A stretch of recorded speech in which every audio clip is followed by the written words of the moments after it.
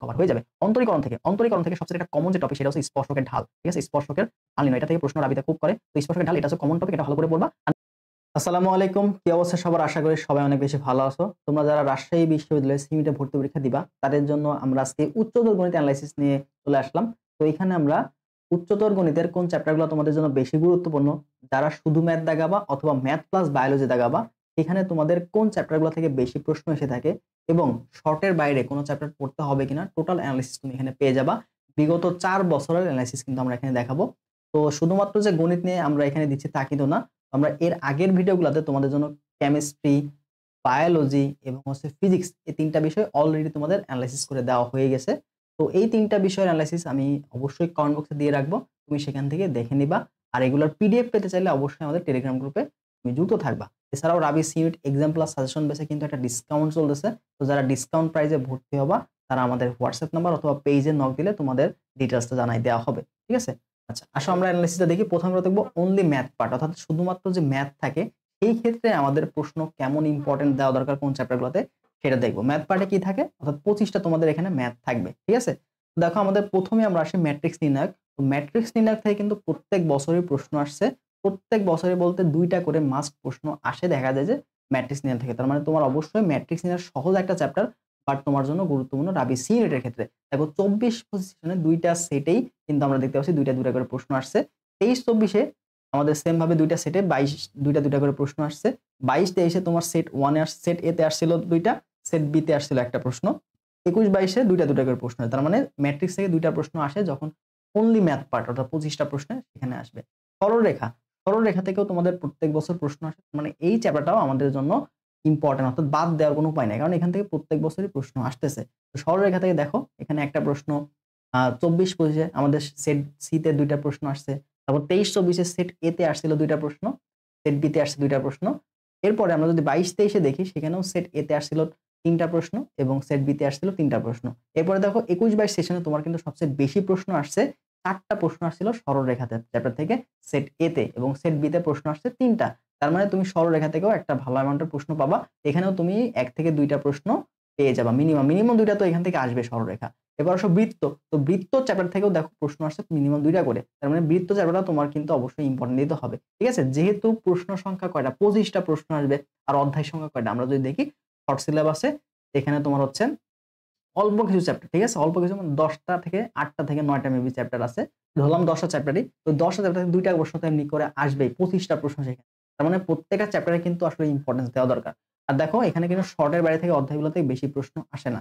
মানে শর্ট সিলেবাসটা ভালো করে পড়লেই তোমার কিন্তু ম্যাথ পার্টটা কভার হয়ে যাবে। ঠিক আছে? দেখো সংযুক্ত মানে ত্রিকোণমিতি, এখান থেকে তোমাদের 2টা প্রশ্ন আসছে 24-25-এ সেট এ তে, এবং সেট সি তে আসছিল 2টা প্রশ্ন। 23-24 সেশনে দেখো সেট এ তে আসছিল 2টা প্রশ্ন এবং সেট বি তে আসছে 2টা প্রশ্ন। 22-23-এ তোমাদের সেট এ তে আসছিল একটা প্রশ্ন এবং সেট বি তে আসছে 2টা প্রশ্ন। 21-22 সেশনে সেট এ তে আসছিল তোমার কোনো প্রশ্ন আসে নাই এবং সেট বি তে কোনো প্রশ্ন আসে নাই। তার মানে 21-22 সেশনে সংযুক্ত গণিত ত্রিকোণমিতি থেকে কোনো প্রশ্ন আসে নাই। তো সংযুক্ত গণিত ত্রিকোণমিতি তোমরা যদি কোশ্চেন ব্যাংকটা এনালাইসিস করো, যে টাইপের প্রশ্নগুলো আছে কোণ নির্ণয়ের বিভিন্ন ভাবে এই প্রশ্নগুলাই ঘুরে ফিরে আসে। এগুলো একটু ভালো করে পড়লেই মোটামুটি কভার হয়ে যাবে। অন্তরীকরণ থেকে সবচেয়ে একটা কমন যে টপিক সেটা হচ্ছে স্পর্শকের ঢাল। ঠিক আছে? স্পর্শকের ঢাল নির্ণয়। এটা থেকে প্রশ্ন রাবিতে খুব করে। তো স্পর্শকের ঢাল এটা হচ্ছে কমন টপিক, এটা ভালো করে পড়বা। আর নরমালি যেভাবে আমরা অন্তরীকরণ করি ডিফারেন্সিয়েশন কিছু টাইপ ওয়াইজ ম্যাথ সলভ করলে এটা কভার হয়ে যাবে। এবং অন্তরীকরণ থেকে প্রশ্ন সংখ্যা বেশি আসে। দেখো 24-25-এ তোমাদের 3টা প্রশ্ন আসছে এ সেটে, এবং সেট সি তেও তোমাদের 3টা প্রশ্ন ছিল।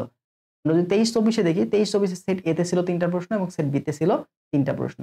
22-23-এ তোমাদের হচ্ছে সেট এ তে ছিল 2টা প্রশ্ন এবং সেট বি তে ছিল 5টা প্রশ্ন। তার মানে সর্বোচ্চ কিন্তু 5টা প্রশ্ন এখান থেকে হতে পারে। 21-22 সেশনে দেখো তোমাদের অন্তরীকরণ থেকে প্রশ্ন ছিল একটা সেট এ তে, এবং সেট বি তে ছিল 4টা। তার মানে অন্তরীকরণ থেকে মিনিমাম তোমার 3টা প্রশ্ন আসবে যারা অনলি ম্যাথ দাগাবা। ঠিক আছে? তার মধ্যে একটা কমন টপিক হচ্ছে স্পর্শকের ঢাল। এই টপিকটা থেকে প্রশ্ন মাস্ট আসবে। এটা একটু ভালো করে পড়ার চেষ্টা করো। রাবিতে এই টপিক থেকে অনেক বেশি প্রশ্ন আসে। যৌগজীকরণ। তো যৌগজীকরণ থেকে আমরা দেখতে পাচ্ছি এখানে আমাদের 24-25 সেশনে 3টা প্রশ্ন ছিল। সেট সি তে ছিল 2টা, এবং 23-24 সেশনে সেট এ ছিল 2টা এবং সেট বি তে ছিল 3টা প্রশ্ন। তার মানে যৌগজীকরণ থেকেও সেম ভাবে আমরা 2 থেকে 3টা প্রশ্ন পাবো। 22-23-এ তোমার দেখো সেট এ তে ছিল 2টা এবং সেট বি তে ছিল 3টা। সেট এ তে ছিল 21-22-এ আমাদের 2টা এবং 3টা। তার মানে যৌগজীকরণ থেকে তুমি দেখবা যে 2 থেকে 3টা প্রশ্ন তোমার চলে আসবে। তার মানে আমরা যদি মোস্ট ইম্পোর্টেন্ট যদি অধ্যায়ের দিকে দেই, আর এখানে আরেকটা অধ্যায় সেটা হচ্ছে ভেক্টর মূলত ভেক্টর পার্ট এবং স্থিতিবিদ্যায়, ভেক্টর পার্ট এবং স্থিতিবিদ্যা এই দুইটা মিলে প্রশ্ন আসে। তো স্থিতিবিদ্যায় ভেক্টরের যে অংশগুলো আছে লব্ধি মধ্যবর্তী কোণ, এই ভেক্টরের মধ্যে আবার লব্ধি মধ্যবর্তী কোণ দেওয়া আছে, তো এইগুলা থেকে ভেক্টর থেকে প্রশ্ন আসবে। ঠিক আছে, তাহলে মধ্যবর্তী কোণ নির্ণয় টাইপটা এবং লব্ধি টাইপটা করলেই তোমার ভেক্টর পার্টটা কভার হয়ে যাবে। তো শর্টের বাইরে তোমরা ভেক্টর দেখবা, আর যেহেতু ফিজিক্সে ভেক্টর পড়োই তার মানে এটা তোমার কভার হয়ে যাবে। তো ভেক্টর থেকে প্রশ্ন আসে শর্টের বাইরে। তো আমরা যদি এখানে একটা সিকোয়েন্স করি যে আমাদের সবচেয়ে বেশি ইম্পর্টেন্স দেওয়া কোনটা দরকার, তো সবগুলা চ্যাপ্টারে আমাদের এখানে ইম্পর্টেন্ট। কারণ দেখো সবগুলা চ্যাপ্টার থেকে মিনিমাম 2টা করে প্রশ্ন আসছে। এবার তুমি যদি চাও যে আমি 20 মার্ক অ্যান্সার করবো, 15 মার্ক অ্যান্সার করবো, আমার টার্গেট 25 মার্ক না, তো সেই ক্ষেত্রে তুমি তোমার সুবিধা মতো তোমার যেই চ্যাপ্টারটা সহজ লাগতেছে বা যেই চ্যাপ্টারটা তুমি বুঝো ভালো সেটা তুমি পড়ো, আর যেটা বেশি কঠিন লাগতেছে, যেটা তুমি পারতেছো না একবারে, সেটা তুমি স্কিপ করতে পারো। ঠিক আছে, কখন? যদি তোমার মনে হয় যে আমি একটা চ্যাপ্টার পারতেছি না, ওইটা বাদ দিয়ে বাকি চ্যাপ্টারগুলো ভালো করে পড়তে হবে। তার মানে এইখানে একটা চ্যাপ্টার বাদ দেওয়া মানে তোমার 2 মার্ক শিওর কনফার্ম, মানে বাদ দেওয়া। ঠিক আছে, দেখো ম্যাট্রিক্স তুমি যদি না পড়ো তাহলে এখান থেকে 2 মার্ক তুমি পাবাই না। অন্তরীকরণ যদি না পড়ো দেখো 3 মার্ক তুমি পাবাই না, মানে আসবেই 3টা এমসিকিউ আসবেই, মিনিমাম 2টা তো আসবেই। এই বছর 3টার সম্ভাবনা অনেক বেশি। ঠিক আছে, তার মানে যে একটা চ্যাপ্টার বাদ দেওয়া মানে তোমার 2 থেকে 3টা প্রশ্ন গায়েব হয়ে যাও। তার মানে যদি 25টাই পেতে চাও তারা সবগুলাই পড়বা, আর যদি টার্গেটই থাকে যে 20 পাওয়া বা 18 পাওয়া, সেই ক্ষেত্রে তোমার সুবিধা মতো তুমি চ্যাপ্টার বাদ দিতে পারো। যে আমি অন্তরীকরণ পারতেছি না, তাহলে 3টা চ্যাপ্টার বাদ দিলাম, আমার থাকে কত 22টা প্রশ্ন, তো বাকি 22টা প্রশ্নের মধ্যে আমি যেন পারি এইভাবে আমাকে পড়তে হবে। ঠিক আছে, অর্থাৎ তুমি নিজের সুবিধা মতো চাইলে স্কিপ করতে পারো। তোমার রাবিস ইউনিটে প্রত্যেকটা অধ্যায় থেকে প্রশ্ন আসবে এবং গড়ে গড়ে 2টা করে তুমি প্রশ্ন পাবো, প্রত্যেকটা অধ্যায়ে গড়ে তুমি 2টা করে প্রশ্ন পাবো। ঠিক আছে, গড়ে 2টা করে প্রশ্ন পাবো, যেখানে অনলি ম্যাথ পার্টটা আছে 25টা প্রশ্ন। আমরা যদি দ্বিতীয় পত্রে যাই, দেখো দ্বিতীয় পত্রের ক্ষেত্রে সেম কেজই আমরা দেখতে পাচ্ছি। জটিল সংখ্যা থেকে প্রত্যেক বছর প্রশ্ন আসবে, মানে এটা তো স্বাভাবিক তাই না? 25টা প্রশ্ন, অধ্যায় আছে 10টা, তো অবশ্যই প্রশ্ন সম্ভাবনা অনেক বেশি। জটিল সংখ্যা থেকে তোমার দেখো সেট 24-25 সেট এতে আসছিল 2টা প্রশ্ন, সেট সিতে আসছে 3টা প্রশ্ন, 23-24 তোমার সেট এতে আসছিল 4টা প্রশ্ন এবং সেট বিতে আসছে 2টা প্রশ্ন। 22-23 সেশনে তোমাদের সেট এতে আসছিল একটা প্রশ্ন, সেট বিতে আসছিল একটা প্রশ্ন। 21-22 সেট এতে প্রশ্ন আসে নাই, সেট বিতে একটা প্রশ্ন ছিল। তার মানে জটিল সংখ্যা থেকে তুমি অবশ্যই একটা প্রশ্ন পাবা।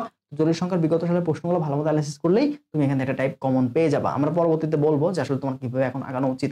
বহুপদী ও বহুপদী সমীকরণ, তো বহুপদী সমীকরণ থেকেও তোমার প্রত্যেক বছরই প্রশ্ন আসছে এবং মিনিমাম এখানে 2টা প্রশ্ন ছিল, মিনিমাম 2টা প্রশ্ন। মূল থেকে তোমাকে একটা মূল দেওয়া থাকবে, বলবে যে বহুপদী সমীকরণটা কি হবে, অথবা একটা জটিল মূল দেওয়া থাকবে, তার কারেসপন্ডিং যে আমাদের সমীকরণটা সেটা কি হবে। এই ধরনের প্রশ্নগুলো সবচেয়ে এখানে বেশি দেয়। কনিক দেখো 24-25 তোমাদের সেট এতে 2টা, সেট বিতে 2টা, 23-24 সেশনে সেট এতে 2টা এবং সেট বিতে 2টা করে প্রশ্ন ছিল বহুপদী বহুপদী সমীকরণ থেকে। 22-23 তোমার সেট এ ছিল 2টা প্রশ্ন, সেট বিতে ছিল 2টা প্রশ্ন, তো 2টা করে আসতেছে। সেট 21 আবার বেশি প্রশ্ন আসছে, 2021-22 সেশনে তোমাদের সেট এতে ছিল 4টা প্রশ্ন, সেট বিতে ছিল 3টা প্রশ্ন। এরপর আসলে আমরা যদি কনিক দেখি, তো কনিক চ্যাপ্টারটা কিন্তু আমাদের জন্য এখানে অনেক গুরুত্বপূর্ণ দ্বিতীয় পত্রে, কারণ এখান থেকে প্রশ্ন আসে বেশি। এখান থেকে প্রশ্ন আসে বেশি 3 থেকে 4টা। ঠিক আছে, তুমি 4টা প্রশ্ন মিনিমাম পাবা, বেশি হলে 6টা প্রশ্ন আসতে পারে। দেখো 21-22 সেশনের সেট এতে তোমাদের 6টা প্রশ্ন আসছিল তোমাদের কনিক থেকে। এটা কিন্তু সর্বোচ্চ। অন্তরীকরণ থেকেও মোটামুটি দেখা যায় বেশি প্রশ্ন চলে আসে কনিক থেকে। তার মানে কনিক চ্যাপ্টারটা খুব ভালো করে পড়বা এবং ম্যাক্সিমাম পরাবৃত্ত উপবৃত্ত থেকে আসে, এগুলো একটু ভালো করে দেখবা। ঠিক আছে, তো দেখো সেট এতে ছিল হচ্ছে 4টা প্রশ্ন ছিল এবং সেট সিতে ছিল হচ্ছে 3টা প্রশ্ন। 23-24 সেশনে তোমাদের সেট এতে ছিল 4টা প্রশ্ন, সেট বিতে ছিল 3টা প্রশ্ন এবং 22-23 সেশনে তোমাদের সেট এতে ছিল 4টা প্রশ্ন, সেট বিতে ছিল 2টা প্রশ্ন। 21-22 সেশনে তোমাদের সেট এতে ছিল 6টা এবং সেট বিতে ছিল 3টা। তার মানে কনিকটা কোনোভাবেই বাদ দেওয়া যাবে না এবং এটা যথেষ্ট সহজ আছে, তুমি পারবা। ঠিক আছে, বিপরীত ত্রিকোণমিতি, তো বিপরীত ত্রিকোণমিতি থেকে আমরা দেখতে পাচ্ছি এখানে 24-25 সেশনে সেট এতে ছিল 2টা প্রশ্ন, সেট সিতে ছিল 2টা প্রশ্ন। 23-24 সেশনে সেট এতে ছিল 2টা প্রশ্ন, সেট বিতে ছিল 2টা প্রশ্ন। 22-23 যদি আমরা দেখি, তো বিপরীত ত্রিকোণমিতি থেকে সেট এ ছিল 2টা প্রশ্ন, সেট বিতে ছিল 1টা প্রশ্ন।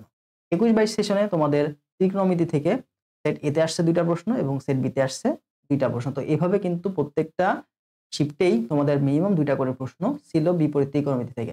তো বিপরীত ত্রিকোণমিতি থেকে তোমাদের বিপরীত ত্রিকোণমিতি নিয়ে একটা প্রশ্ন আসবে, একটা সমীকরণ সমাধান। ঠিক আছে, সমীকরণ সমাধান, ওই টাইপ থেকে তোমাদের বিপরীত ত্রিকোণমিতিতে প্রশ্ন আসবে, এগুলো একটু ভালো করে দেখবা।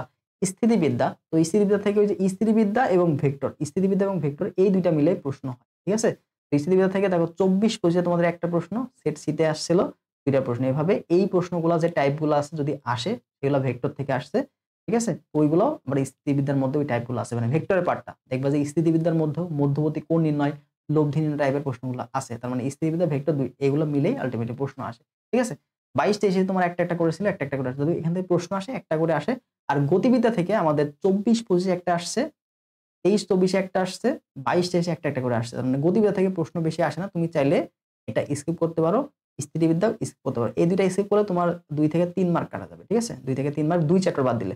তার মানে আমাদের দ্বিতীয় পত্রের জন্য আমাদের এই ৪টা চ্যাপ্টার অনেক বেশি গুরুত্বপূর্ণ। জটিল সংখ্যা, বহুপদী সমীকরণ, কণিক, বিপরীত ত্রিকোণমিতি। এই ৪টা চ্যাপ্টার কোনোভাবে বাদ দেওয়া যাবে না। তুমি চাইলে এই ২ টা চ্যাপ্টার বাদ দিতে পারো। আর এগুলো থেকে প্রশ্ন আসে না। শর্টের বাইরে থেকে যে দ্বিতীয় পত্র, এখান থেকে আমরা দেখলাম বিগত ৪ বছর এভাবে প্রশ্ন আসে নাই। ঠিক আছে? আচ্ছা, তো এইভাবে মোটামুটি দেখতে পাচ্ছ যে ইম্পোর্টেন্ট চ্যাপ্টারগুলো আমরা বুঝে ফেলছি যারা অনলি ম্যাথের ক্ষেত্রে। আর অনলি ম্যাথ ২৫ যেটা আছে, ২৫ টা মার্ক প্রশ্ন আছে। এখানে প্রশ্নগুলো মোটামুটি মানে শুধু যে ম্যাথ প্লাস বায়ো যে পার্টটা আছে ওইটার থেকে ইজি থাকে। এখানে ম্যাথের পার্টটা ইজি থাকে। কারণ প্রশ্ন সংখ্যা আমি বেশি দিতে পারতেছি। টাইপ গুলো অনেক বেশি। বাট দেখো যে যখন ম্যাথ প্লাস বায়োতে আসবা তখন দেখো প্রশ্ন সংখ্যা কিন্তু কম। বাট এখানে কিন্তু প্রশ্নগুলো ওইটার থেকে বেশি স্ট্যান্ডার্ড হয়ে থাকে। ঠিক আছে? আচ্ছা, তো এক্সাম ব্যাচটা কিন্তু রানিং আছে। তো এক্সাম ব্যাচে যারা ভর্তি হবে অবশ্যই পেজে নক দাও। কারণ এটাতে এখন ডিসকাউন্ট চলতেছে। ঠিক আছে? তো অবশ্যই রাবি সিমির জন্য একটা সেরা প্রিপারেশন তোমার এক্সাম ব্যাচ থেকে নিতে পারবা। আচ্ছা দেখো, ম্যাট্রিক্স নির্ণায়ক থেকে এটা কিন্তু ম্যাথ প্লাস বায়ো পার্ট। ঠিক আছে? তো এখানে ম্যাথ প্লাস বায়ো পার্টে তোমাদের এখানে ম্যাথ থেকে আসে ১২টা প্রশ্ন। ১২টা এমসিকিউ তুমি এখানে পাবা। দেখো ম্যাট্রিক্স নির্ণায়ক থেকে তোমার হচ্ছে ১টা ২টা, ১টা ২টা, ১টা ২টা করে প্রশ্ন আসছে। তার মানে ম্যাট্রিক্স থেকে তুমি একটা প্রশ্ন এখানে পাবা। ম্যাট্রিক্স থেকে একটা প্রশ্ন তুমি পাবা। সরলরেখা থেকেও তুমি মিনিমাম একটা প্রশ্ন এখানে পাবা। মিনিমাম একটা প্রশ্ন। বৃত্ত থেকেও মিনিমাম একটা প্রশ্ন। কারণ এখানে ১২টা প্রশ্ন আসবে। একটা একটা করে আসতে পারবে। প্রত্যেকটা চ্যাপ্টার থেকে একটা করেই আসতে পারবে। সর্বোচ্চ ২টা। ঠিক আছে? সরলরেখা থেকেও ২টা আসছে। বৃত্ত থেকে কিন্তু একটা একটা করেই আসছে। সংযুক্ত মানে ত্রিমিতি এটা থেকে মাঝে, মাঝে বাদ গেছে। দেখো ২২-২৬ এর শিফট বি তে আসে নাই। ২৩-২৪ এর শিফট এ তে আসে নাই। আবার ২১-২২ এ আসেই নাই। ঠিক আছে? তাহলে আমরা দেখতে পাচ্ছি ম্যাট্রিক্স, সরলরেখা নির্ণয় এই ৩ টা চ্যাপ্টার অবশ্যই ভালো করে পড়তে হবে। যেহেতু সহজ বা আমরা পারবো তাহলে এই ৩ টা চ্যাপ্টার ভালো করে পড়ে নিবা। আর এখান থেকে অন্তরীকরণ জবজীবন থেকে প্রশ্ন আসে। দেখো অন্তরীকরণ থেকে ২টা ২টা করে আসে। তার মানে এটা ২টা পাবা, এটা এই ২টা মিলে তুমি ৪ মার্ক কম পাবা। ঠিক আছে? এই ২টা মিলে ৪ মার্ক কম পাবা। অন্তরীকরণ জবজীবন মিলে ৪ মার্ক এবং এই ৩টা থেকে ৩ মার্ক। তাহলে টোটাল ৭ মার্ক তুমি কম পেয়ে যাবা এই চ্যাপ্টারগুলো পড়লে। ঠিক আছে? রিটেনের ক্ষেত্রে অর্থাৎ যারা ম্যাথ প্লাস বায়ো দাগাবা সেখানে ম্যাথের জন্য প্রথম পত্রের ৩ টা দেখো এই ৩ টা ২ টা ৫ টা পড়লে তুমি এখানে মোটামুটি ৭ মার্ক এনশিওর করতে পারবা। পরবর্তীতে দেখো দ্বিতীয় পত্রের ক্ষেত্রে জটিল সংখ্যা থেকে প্রশ্ন, জটিল সংখ্যাটা পড়বা, বহুপদী থেকে পড়বা, এখান থেকে একটা, এখান থেকে একটা, কণিক থেকে মাস্ট একটা আসবে, বিপরীত ত্রিকোণমিতির সমাধান এটা দেখবা, সমীকরণ সমাধানটা দেখবা, স্থিতিবিদ্যা স্থিতিবিদ্যা চাইলে স্কিপ করতে পারো, ভেক্টর স্থিতিবিদ্যা প্লাস ভেক্টর এটা দেখবা। তার মানে এখান থেকে এই ৪টা চ্যাপ্টার ভালো করে পড়বা। জটিল সংখ্যা, বহুপদী সমীকরণ, কণিক, বিপরীত ত্রিকোণমিতি। তো অনেকে আসো যে ভাই বায়োলজিতে তুমি ভালো পারো বাট নিজের সাবজেক্ট পাওয়ার সুবিধাতে তুমি ম্যাথ দেখাতে যাচ্ছ। তাদের ক্ষেত্রে কোনগুলো টার্গেট করা উচিত? তাদের ক্ষেত্রে প্রথম পত্রের ৩ টা চ্যাপ্টার তুমি টার্গেট করবা। আর এখানে অন্তরীকরণ, যোগজীকরণ থেকে এগুলা এত বেশি কঠিন আসবে না। মোটামুটি টাইপ ওয়াইজ সলভ করলে কভার হয়ে যাবে। এখানে তুমি ৭ মার্ক এনশিওর করতে পারলে ৭ এর মধ্যে মনে করো ৫ পাইলা। আর এদিকে তোমার মনে করো এখানে তুমি হচ্ছে ২, ৩ এনশিওর করলে তাহলে তোমার করো ১০ মার্ক কিন্তু হয়েই গেল। বাট তুমি চাইলে আরো কমাই দিলা। এখান থেকে ২ পাইলা। এখান থেকে তুমি হচ্ছে মনে করো ৭ তুললা তাহলে কত ৭ যোগ ৯ তাহলে ১২ এর মধ্যে ৯ মার্ক তুমি এখানে এনশিওর করতে পারছো। তাহলে অধ্যায় তুমি চাইলে এখানে বাদ দিতে পারো। ঠিক আছে? তোমার সুবিধা মতো তুমি চাইলে অধ্যায়গুলা বাদ দিতে পারো। তো এইভাবে আমরা এনালাইসিস করলাম। তো আমরা একটু শেয়ার করি আসলে কি বাংলা ম্যাথের ক্ষেত্রে কিভাবে তোমাদের আসলে প্রিপারেশন নেওয়া উচিত এই মুহূর্তে। তো ম্যাথে যে পার্টটা করবা, ম্যাথের প্রশ্নগুলা কিন্তু যথেষ্ট বিগত বছর টাইপগুলো থেকেই দেয়। তো তোমার প্রথম কাজ হবে হচ্ছে রাবি সিমিটার কোশ্চেন ব্যাংকটা ভালোমতো সলভ করা। ঠিক আছে? রাবি সিমিটার যে কোশ্চেন ব্যাংকটা আছে এটা ভালোমতো সলভ করা এবং ভার্সিটি এ ইউনিটের কোশ্চেন ব্যাংকটা সলভ করা। ঠিক আছে? ভার্সিটি এ ইউনিটের কোশ্চেন ব্যাংকটা সলভ করা এবং ২ টা প্রশ্নই চেষ্টা করবা টাইপ ওয়াইজ ভাগ করে প্র্যাকটিস করা। ঠিক আছে? টাইপ ওয়াইজ ভাগ করে প্র্যাকটিস করা। তো টাইপ ওয়াইজ যদি প্রত্যেকটা চ্যাপ্টার তুমি কোশ্চেনগুলো সলভ করে যাইতে পারো তো তোমার জন্য সবচেয়ে বেটার হবে। ঠিক আছে? রাবি সিমিটার এক্সাম পাসে কিন্তু আমরা টাইপ ওয়াইজ এ কোশ্চেন ব্যাংক সলভ ম্যাথের ক্ষেত্রে এটা কিন্তু তোমরা অ্যাক্সেস পাবা। ঠিক আছে? ম্যাথ, ফিজিক্স এবং কেমিস্ট্রির ক্ষেত্রে type wise question bank solve class কিন্তু এখানে দেওয়া আছে, ওয়েবসাইটে দেওয়া আছে। তো ভর্তি হওয়া মাত্রই যে এক্সামগুলো হয়ে গেছে সেগুলো দিতে পারবা এবং ক্লাসগুলো তুমি কিন্তু এখানে দিতে পারবা। ঠিক আছে? এছাড়া রাবির আগে বেশ কিছু সাজেশন ক্লাস থাকবে। সেখানেও আমরা মোস্ট ইম্পোর্টেন্ট টাইপগুলো কভার করব। ম্যাথের ক্ষেত্রে চেষ্টা করো যে টাইপগুলো দেখাইলাম। তো যারা অনলি ম্যাথ দাগাবা তারা যেকোনো একটা চ্যাপ্টার বাদ দিলে তোমার ২ মার্ক এনশিওর থাকো যে বাদ যাবে। আর তুমি যদি হচ্ছে ম্যাথ প্লাস বায়ো দাগাও সেই ক্ষেত্রে তোমার সহজ ৩ টা, ৪ টা, ৫ টা টার্গেট করতে পারো। যারা এতদিন ম্যাথ পড়ো নাই তারা এখানে ৫ টা চ্যাপ্টার করলে তোমার এখানে ৭ মার্ক হয়তো তুমি এনশিওর করতে পারবা। এইভাবে এনালাইসিস করে হয়তো তুমি পড়বা। ঠিক আছে? তো এটা দেখো, দেখে ধারণা নাও যে আসলে কোন চ্যাপ্টারটা তোমার বেশি করে পড়া দরকার। তো এই ছিল মূলত আজকের ভিডিওটা। যারা এক্সাম এসে ভর্তি হবো আমাদের পেজে নক দাও।